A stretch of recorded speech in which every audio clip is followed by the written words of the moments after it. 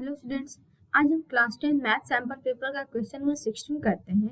इस क्वेश्चन में गिवन है if sin a plus b equals to 1 and cos a minus b equals to under root 3 by 2 and a plus b is greater than 0 degree and equals to or less than 90 degree and a greater than b, then find the measure of angle a and b। देखिए यहाँ पे जो इसकी value given है इसका mean ये है कि जो a प्लस b, पहले तो आप एंगल ए और एंगल बी की वैल्यू फाइंड करेंगे। यहाँ गिवन है angle A greater than angle B, angle A हमेशा एंगल बी से बड़ा होना चाहिए और ए प्लस बी एंगल है ये 0 डिग्री से बड़ा होना चाहिए और 90 डिग्री से या तो छोटा हो या फिर 90 डिग्री के इक्वल हो।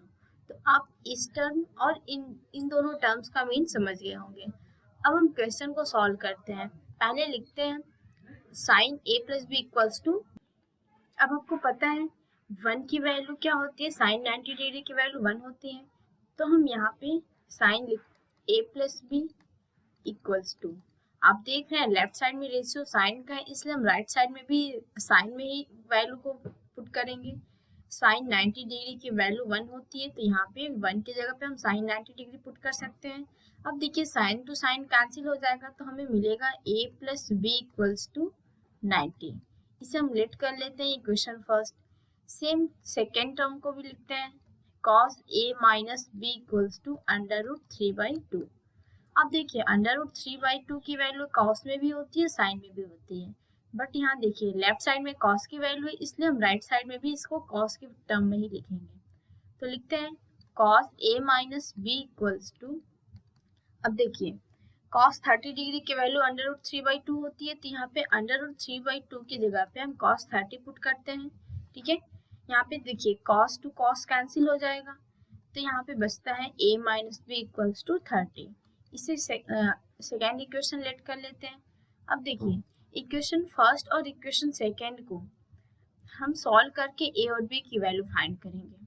आप देख रहे हैं यहाँ पे b निगेटिव है और यहाँ पे इक्वेशन फर्स्ट में भी पॉजिटिव है, तो अगर हम दोनों इक्वेशन को ऐड कर देते हैं तो b कैंसिल हो जाएगा और हमें a की वैल्यू फाइंड होगी। तो लिखते हैं adding equation first and second. जब दोनों इक्वेशन को ऐड कर देंगे तो हमें a और b की वैल्यू फाइंड हो जाएगी। तो इक्वेशन फर्स्ट को ऐड करते हैं a plus B equals to 90 degree and a minus B equals to 30 degree. अब देखिए इन दोनों इक्वेशन को जब ऐड करते हैं तो b टू b कैंसिल हो जाएगा क्योंकि यहाँ पे b पॉजिटिव है और नीचे b निगेटिव है। अब a और a को ऐड करते हैं तो हमें मिलेगा 2a, 90 प्लस 30 मिलेगा 120 डिग्री। अब a की वैल्यू फाइंड आउट करनी है तो 2 को हमें इधर ट्रांसपोज करना होगा, जब 2 इधर ट्रांसपोज होगा तो ये हो जाएगा 120/2। a की वैल्यू मिलेगी 120 में 2 से डिवाइड करते हैं तो हमें a की वैल्यू मिलती है 60। देखिए a की वैल्यू हमें फाइंड आउट हो गई। अब हमें b की वैल्यू फाइंड आउट करने के लिए हम a की वैल्यू किसी भी एक इक्वेशन में पुट कर देते हैं। तो लिखते हैं putting a equals to 60 in equation first. आप इक्वेशन फर्स्ट में वैल्यू पुट करें या सेकेंड में, वैल्यू सेम आएगी, आपका आंसर सही मिलेगा। तो फर्स्ट इक्वेशन राइट करते हैं a plus B equals to 90 degree, a की वैल्यू है 60 degree plus b equals to 90 degree. हमें b की वैल्यू फाइंड आउट करनी है। b इक्वल्स टू 90, 60 को साइड साइड करते हैं तो ये हो जाएगा -60। अब b की वैल्यू हमें मिलती है 90 माइनस 60, 90 से 60 माइनस करते हैं तो b की वैल्यू हमें मिलती है 30 डिग्री। अब आप देख रहे हैं यहाँ a की वैल्यू 60 मिल गई और यहाँ पे b की वैल्यू 30 मिल गई।